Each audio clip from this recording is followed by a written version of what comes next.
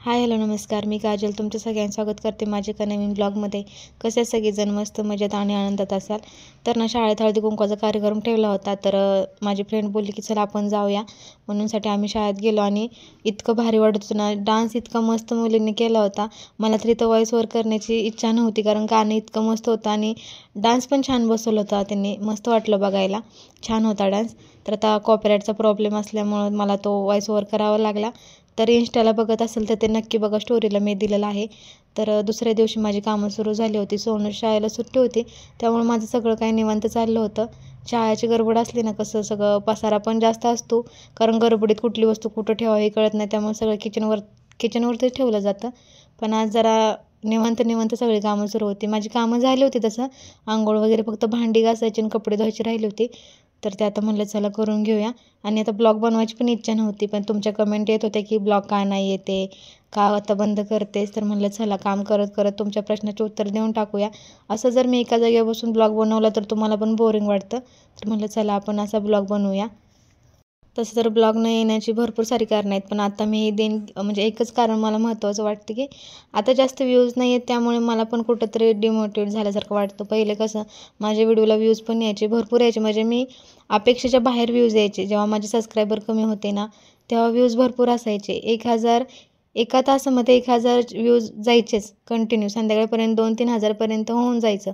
पण आता दिवसाला 500 व्ह्यूज पण येत नाही. त्यामुळं असं कुठंतरी वाटतं की एवढी मेहनत करायची, कारण व्हिडिओ बनवणे ही सोपी गोष्ट नसते. बनवा, नंतर तो एडिट करा, नंतर तो अपलोडसाठी तर मला भरपूर त्रास होतो अपलोड करण्यासाठी, कारण इथं नेटवर्क नसतं आणि त्यात नेट पण पुरत नाही. ह्या सगळ्या परिस्थितीतून पण मी अपलोड करते व्हिडिओ कसाबसा.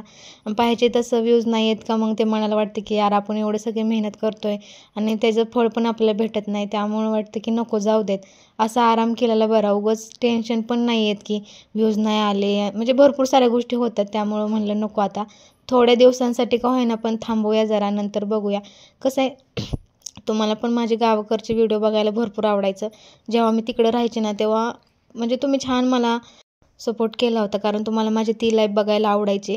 आणि जेव्हा मी पहिल्यांदा तिकडून इकडे आले होते इकडे राहायला, तेव्हा पण तुम्ही मला छान सपोर्ट केला, जेव्हा आम्ही मॅडमच्या रूमवरती होतो.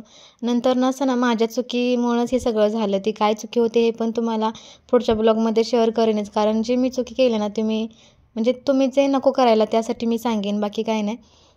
तर मी व्हिडिओ वगैरे बनवते, भरपूर मेहनत घेऊन करते. आता तुम्हाला बघायला नाही आवडत, जशी मी पहिली राहायचे तशी तुम्हाला आवडत होतं बघायला, पण आता थोडा बदल होत असतो माणसात, वागण्यात, बोलण्यात, या सगळ्या गोष्टीत. तसा थोडाफार बदल झाला आहे, ते तुम्हाला नाही आवडत असं मला वाटतं, म्हणून तुम्ही माझे व्हिडिओ नाही बघत.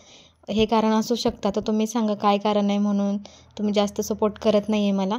तर आता त्यासाठी मी गावाकडं नाही जाऊ शकत, कारण एकदा बाहेर निघालो आहे तर आता बघू जे पुढं होईल. जावं तर लागणार आहे, असं नाही की नाही जाणार, जावं तर लागणार आहे. पण आत्ता सध्या नाही आहे की व्हिडिओसाठी.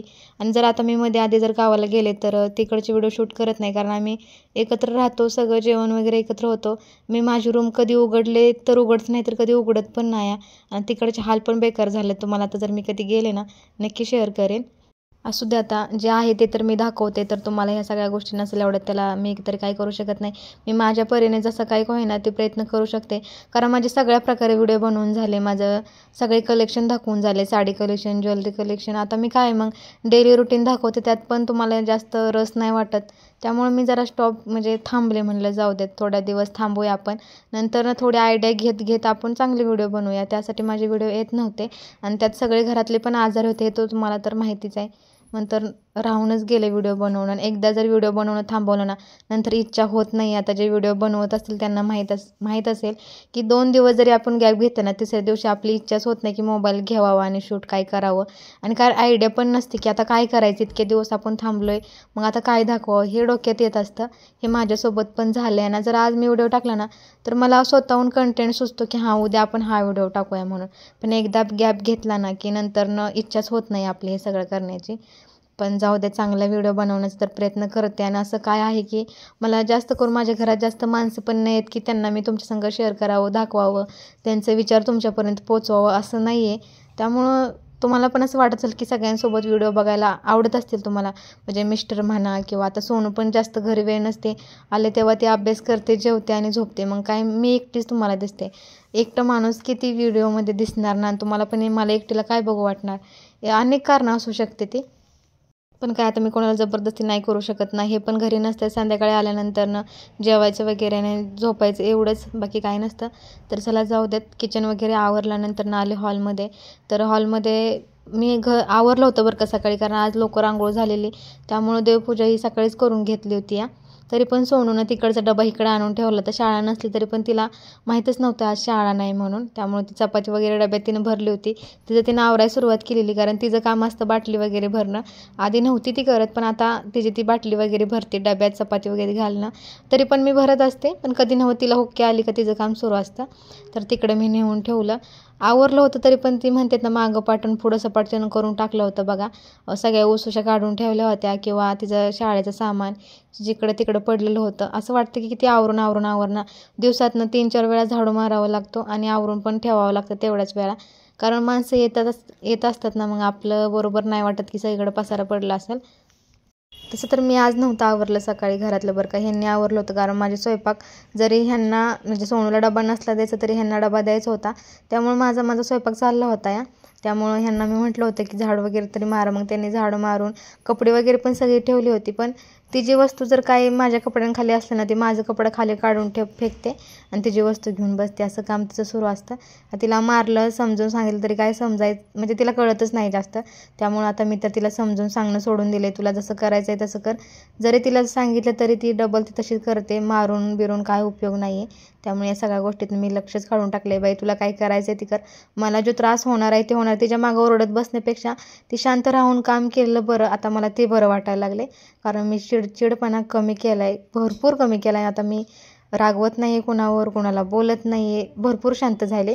कधी कधी होतं माझ्याकडून तसं, पण असतात, मूड चेंज होत असतो माणसाचा, तसा माझाही होतो.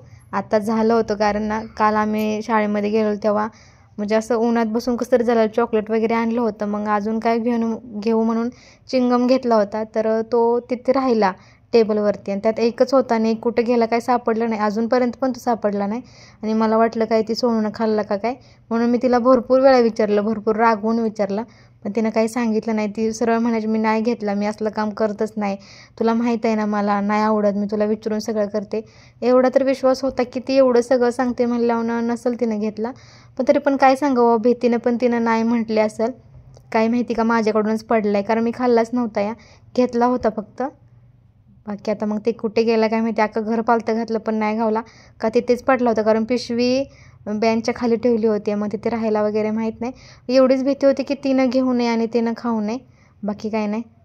तर चला, जास्त काही मोठा व्हिडिओ मोठा व्हिडिओ शूट केला नव्हता, कारण तुम्ही व्हॉइस ओव्हरचा पण व्हिडिओ असेल ना, तो पण पूर्ण बघत नाही. तर मला वाटतं मी मग उगाच माझी एनर्जी वाया नको घालवायला, त्यासाठी. तर झाडून वगैरे काढलं, फरशी वगैरे पुसून घेतली.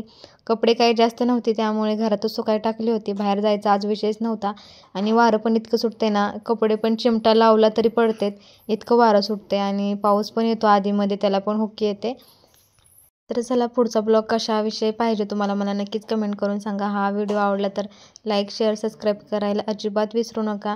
आणि तुम्हाला जसे व्हिडिओ बघायला आवडतात ना, तर मला कमेंट करत जावा, कारण तुमची कमेंट ना मला म्हणजे उत्साह देते की नाही आपण हे केलं पाहिजे. तर कमेंट करणं महत्त्वाचं असतं, प्लीज कमेंट करा.